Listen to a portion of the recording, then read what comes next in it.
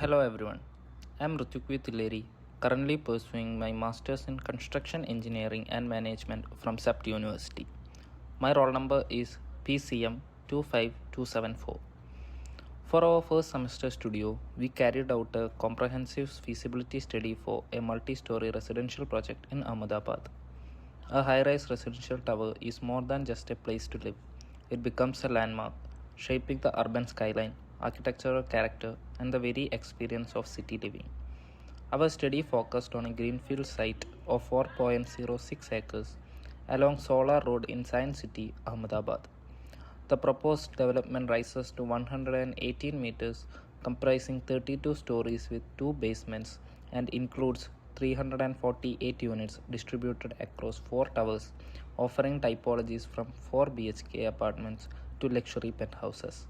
The total estimated cost stands at 610 crores. For identifying risks in this project, we examined 3 defining characteristics.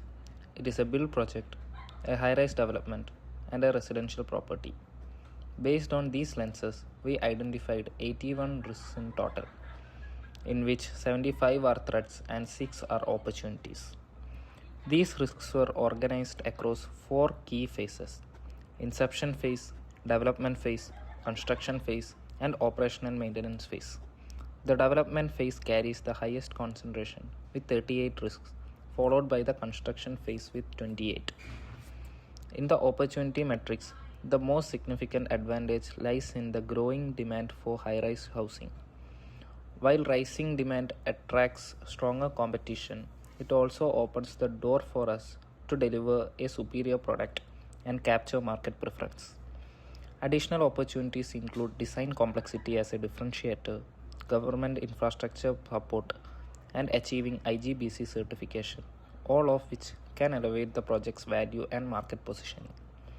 In the threat matrix, the approved and authority-related risks hold major influence, as delays in clearances can ripple through the entire project timeline. Safety risks are also amplified in a high-rise scenario, demanding stricter controls and advanced planning. One of the most critical areas of concern emerges in the operation and maintenance phase due to the premium nature of the development. Luxury projects which carry higher expectation and greater operational vulnerabilities. Moving to the demand analysis, we examined the broader real estate landscape of India with a focused lens on Ahmedabad.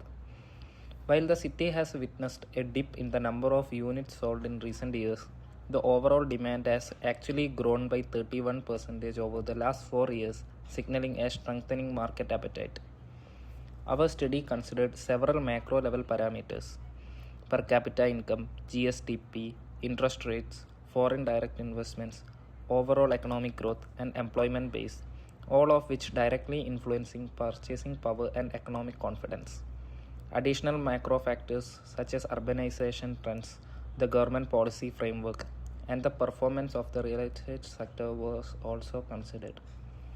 At the micro level, we evaluated parameters specific to the project context, location advantages, prevailing local market prices, buyer preferences, unit typologies, and sales velocity.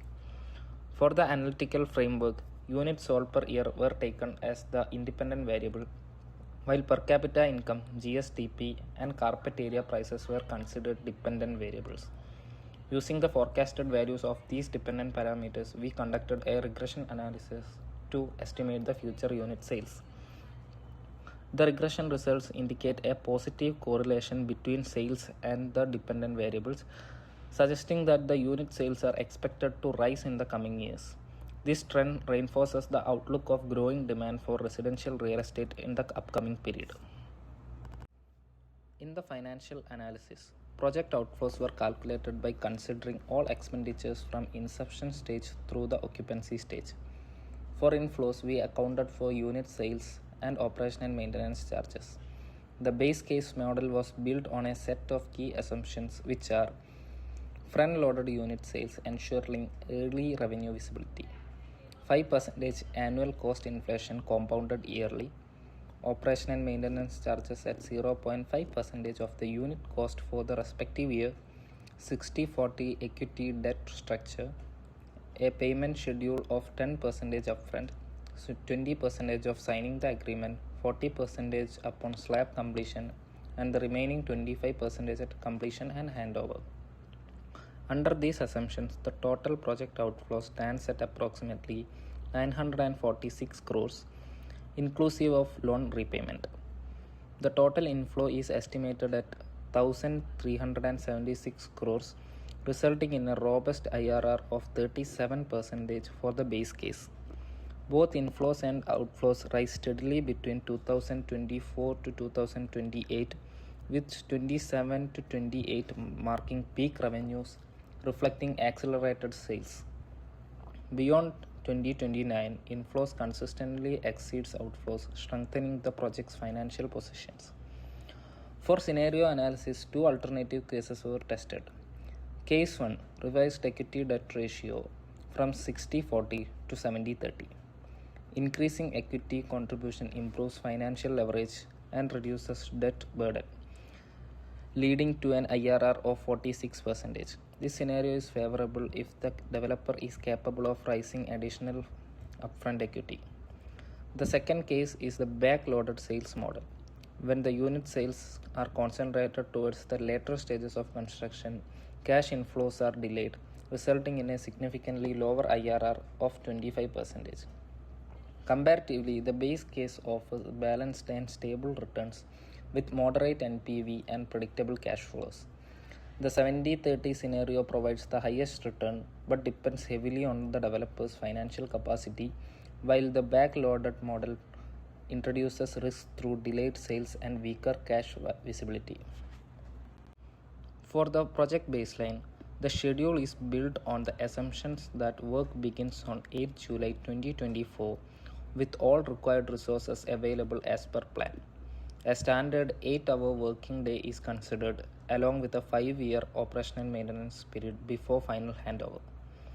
Land acquisition is completed in the first month, followed by RFP preparation and consultant procurement in the subsequent month. The construction spans over approximately 1,868 days, covering all major activities from foundation to finishing. The project reached its final milestone with handover on 6th May 2031, marking a total duration of roughly 7 years from start to completion.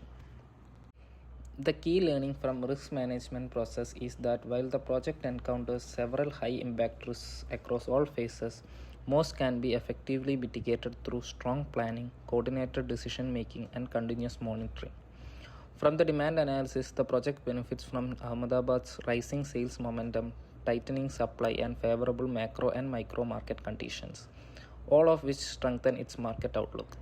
The financial feasibility assessment further reinforces confidence, as all three models demonstrate strong viability with healthy cash flows, with outcomes largely influenced by sales timing and the developer's risk appetite.